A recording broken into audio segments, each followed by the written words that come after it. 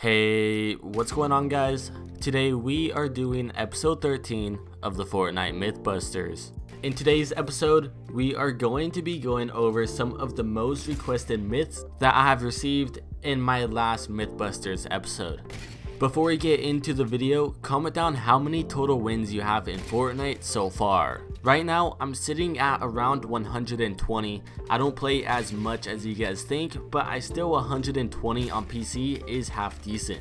Also, I'm giving away 1000 V-Bucks to a lucky winner. To enter, make sure to subscribe, turn on post notifications, and comment your console down below. Make sure to be active in future videos for when I announce the winner.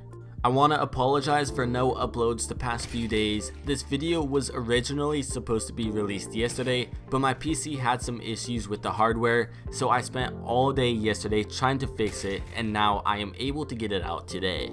Anyways, without further ado, let's get right on in to today's video. To begin, the first myth is, can you stack multiple players on top of each other? This has been a highly requested myth throughout all of my previous Mythbuster episodes, but when I tested it in game, sadly you're not actually able to balance on top of another player. When you land on someone, your player slides off, but if you have 3 to 4 people stand in like a triangle or even a square formation, you are actually able to kinda glitch on top of everyone and float around. Sad thing is, you aren't able to do any emotes or anything. It would be pretty awesome to be floating on top of other players while doing emotes like backflips or even the Rocket Rodeo emote. It would be pretty cool, but sadly you aren't able to actually do it. Technically, you are able to stack players if you have 3 or more. When private servers are released, we can definitely put this to the test one more time and see if we are able to stack 3 to 4 players in height. If you guys would like to help me out with that and participate, make sure to leave a comment down below so I know who to go to when it does come out. The next myth is, what happens when you throw a C4 onto a supply drop? Will it stick, or will it just go straight through the supply drop like how it does with basketballs and soccer balls? When I tested this in game, something that I bet none of you guys expected happened. When the C4 made contact with the supply drop, for a second it looked like it was attached, but when the supply drop moved down a little towards the ground, the C4s just kind of floated in midair on an invisible wall. When I detonated the C4, the explosives were in the air where it originally landed on the supply drop. They actually exploded. Sadly, you aren't able to stick any C4s to a supply drop and have it go down with the supply drop as it is falling. I think they should definitely fix this because you might actually be able to pull off some awesome plays, maybe even a trap supply drop if you can pull it off somehow. The next myth is, are you able to detonate your own teammate C4s? When I tested this in game with my friend placed all of the C4s on the wall, but when he tried to drop the last C4, it disappeared out of his inventory. From there, he was actually able to pick up an item in place of the C4, but he still did not have the option to detonate it. The only solution was to actually shoot the C4s themselves to make them explode. From what I tested, you actually aren't able to detonate your teammate's C4s that he placed using the trigger.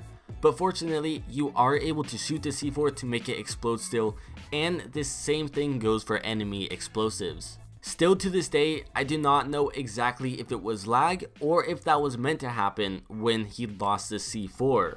Try this out for yourself and let me know if your guys' C4 disappears. I have a strong feeling it was lag, but who really knows? Feel free to record the clips and send it to me on Discord or even Twitter because I am curious to see what happens. A quick interruption. I want to give a notification shout out to French_FR1. He was the first comment on my last video. To be shouted out in the next or future videos, make sure to subscribe and turn on post notifications. Whenever you are notified that I upload a brand new video, try to be the first comment and you will have a chance to be shouted out. Anyways, French, congratulations on being first and thank you so much for having those post notifications on. On to the next myth, it is, are you able to do the flippin' sexy or also known as the backflip emote while as a bush? When I tested this in game, you are actually able to do the backflip emote while as a bush.